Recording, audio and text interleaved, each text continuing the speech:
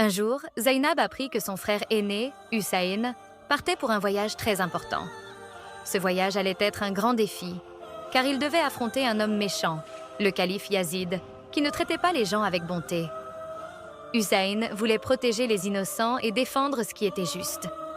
Zainab, bien qu'encore jeune, savait que son frère avait besoin de son aide.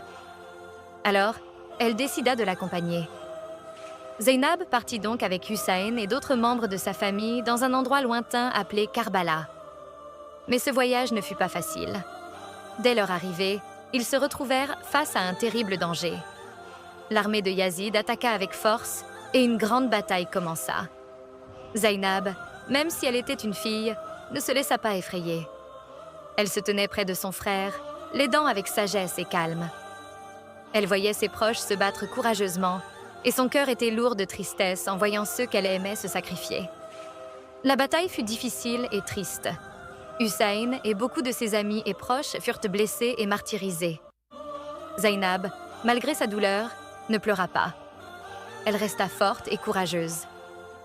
Même après la bataille, lorsqu'elle et les autres membres de sa famille furent faits prisonniers et emmenés devant le méchant Yazid, Zainab ne perdit pas son esprit. Dans le palais du calife, Zainab se dressa devant lui avec une dignité incroyable. Elle parla avec courage et sagesse, rappelant à tout le monde ce qui était juste et bon. Ses mots étaient comme des flèches de vérité qui frappèrent le cœur de ceux qui l'écoutaient. Elle dénonça l'injustice de Yazid et rappela aux gens que la lumière de la vérité ne pouvait jamais être éteinte, même dans les moments sombres. Zainab devint alors un symbole de force et de justice pour tous. Elle montra à chacun que le vrai courage ne vient pas seulement des batailles, mais aussi de la capacité à défendre la vérité, même quand tout semble perdu. Grâce à son courage, son histoire est encore racontée aujourd'hui, et son nom est un symbole de la lutte pour la justice, la foi et l'amour.